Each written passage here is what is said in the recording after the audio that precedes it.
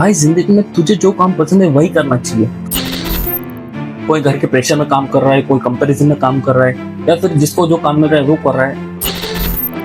और फिर तुम्हारी लाइफ में एक ऐसा मोमेंट आता है जब तुम रियलाइज करते हो कि ये बंदा अपनी लाइफ में सीरियस नहीं है।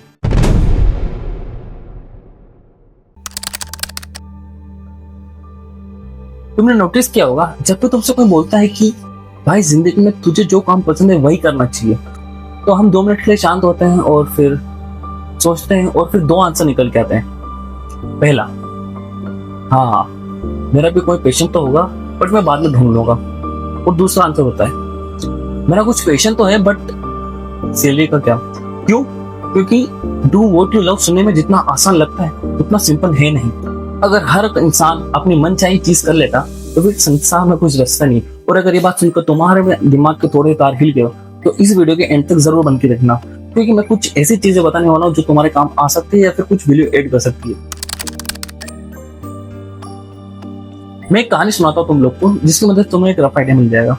एक बंदा होता है, हम सबकी तरह एक नॉर्मल बंदा होता है जिसके सपने छोटे नहीं थे बट रूम छोटा था, ऑप्शन छोटे थे, बट फैमिली की एक्सपेक्टेशंस बहुत ही बड़ी थी।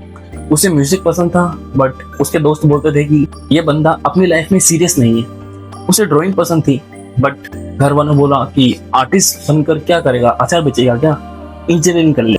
एक बंदा होता है जो स्टोरीज लिखता है बट फिर उसके रिलेटिव्स या आस पड़ोस वाले बोलते हैं कि ये शौक हो सकता है बट इसमें पैसा नहीं कमा सकते। और जितनी भी क्रिएटिविटी इंसान के अंदर होती है वो धीरे धीरे उसकी सोच से बैकग्राउंड में चले जाती है और फ्रंट में सामने आ जाता है।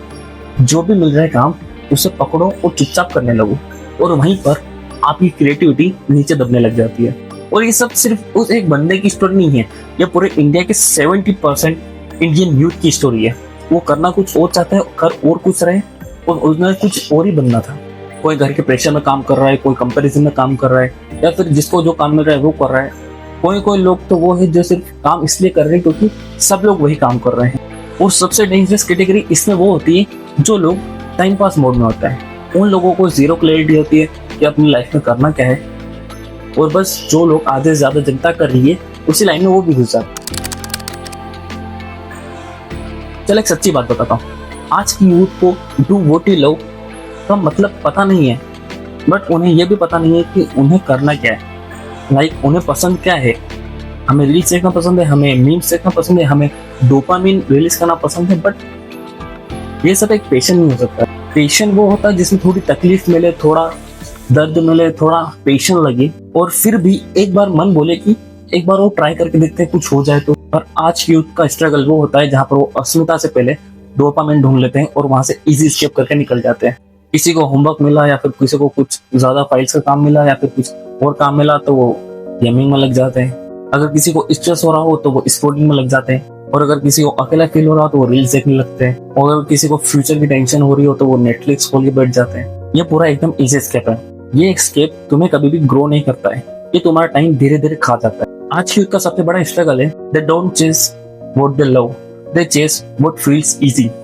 एक बंदा मुझे बोलता है कि मुझे सिंगिंग पसंद है बट वो गाता नहीं है। एक बंदा बोलता है मुझे मैं फिटनेस फ्रीक हूँ बट उसे जिम करना पसंद नहीं है। और एक बंदा बोलता है मुझे बिजनेस करना है, मुझे इतने पैसे कमाने, बट वो बिजनेस करता नहीं है। आज की यूथ की सच्चाई ये है कि करना सबको होता है बट जिम्मेदारी कोई नहीं लेना चाहता उस चीज की। ये लाइन थोड़ी चुप सकती है बट सच हमेशा थोड़ा सा अनकंफर्टेबल होता है। और फिर तुम्हारी लाइफ में एक ऐसा मोमेंट आता है जब तुम रियलाइज करते हो कि डू व्हाट यू लव का मतलब ये नहीं होता कि नेटफ्लिक्स में एक डॉक्यूमेंट चल रही हो, उसका पूरा ग्लैमर बहुत ज्यादा दिख रहा हो, उसके स्ट्रगल का, ये सब कुछ नहीं होता। बहुत बार डू व्हाट यू लव का असली मीनिंग होता है do what you can actually commit to. Patient कोई छोटा सा क्यूट सा टेडी बियर नहीं जिसको तुम अपने रूम में साथ में बैठा लोगे। पेशेंट वो होता है जहां पर तुम हर रोज जीतना पसंद करते हो। और सबसे बड़ी बात और सबसे आई डोंट नो इग्नोर्ड बात ये है कि लोगों को लगता है जिस पेशेंट में लाइक वो जो कर रहा हूं मैं, जिसमें मुझे पेशेंट है उसमें मुझे हमेशा अच्छा लगेगा वो चीज करने में। अरे भाई, इसको हमेशा काम एक ही काम हमेशा अच्छा लगता है।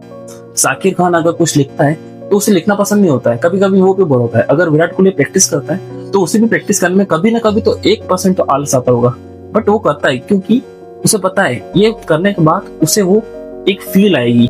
आज की यूथ को प्रोसेस नहीं चाहिए, उन्हें चाहिए सक्सेस। और उन्हें ना ही सेक्रीफाइस करना है और ना ही उन्हें कोई क्लैरिटी चाहिए अपनी लाइफ में, उन्हें सिर्फ चाहिए curiosity. You don't do what you love, you learn to love what you do consistently. अगर तुम वेट करते रहोगे कि मेरा जब मूड बनेगा किसी काम को शुरू करने का, तब तक वो काम कभी शुरू नहीं होने वाला है। पेशेंस को हम इस तरह से मान सकते हैं कि वो एक सीड है छोटा सा, जिसे हमें जमीन में लगाना है और उसे उगाना हम लोगों का काम है और उसको पेड़ बनाना हम लोगों का काम है। तो असली सवाल, डू व्हाट यू लव को अपनी लाइफ में कैसे इन्वॉल्व करें और उसे कैसे ग्रो करें बिना किसी ओवरथिंकिंग, बिना किसी ड्रामा के। सबसे पहला स्टेप है आइडेंटिफाई। हमेशा वो काम जो तुम्हें एक्साइट करता है, हमेशा वो तुम्हारा पैशन नहीं हो सकता है। पैशन वो होता है जहां पर तुम्हें एक्साइटमेंट भी हो और तुम्हें कंसिस्टेंसी भी देनी पड़े। तुम अपने आप से सिर्फ 3 सवाल पूछो। क्या मैं 3 महीने के लिए बिना रिजल्ट्स के साथ ये काम कंटिन्यू कर सकता हूँ? क्या मैं इस काम में सच में बेटर बनना चाहता हूँ? क्या मैं इस काम में इतना ज्यादा इन्वॉल्व हो सकता हूँ कि मैं अपने टाइम का कितना टाइम इसमें इन्वेस्ट कर रहा हूँ वो तक भूल जाऊं? अगर तीनों क्वेश्चंस के जवाब हाँ है तो समझ जाओ ये तुम्हारा पैशन है। और दूसरा रूल है स्टार्ट स्मॉल, 10 मिनट का रूल। आज के यूथ को 0 से 100 पूरा चाहिए होता है। लाइक फॉर एग्जाम्पल, अगर जिम ज्वाइन किया तो उन्हें पूरा डाइट चाहिए होता है, अगर कोई आइडिया है तो पूरा सेटअप चाहिए होता है, अगर उनका मन किया सिंगिंग का तो उन्हें पूरा स्टूडियो बनाकर देना चाहिए। रोज 10 मिनट कर, बिना किसी एक्सक्यूज के 10 मिनट कर, और आज से 6 महीने बाद, 3 महीने बाद तुझे खुद में फर्क दिखेगा 100%। Remove your noise.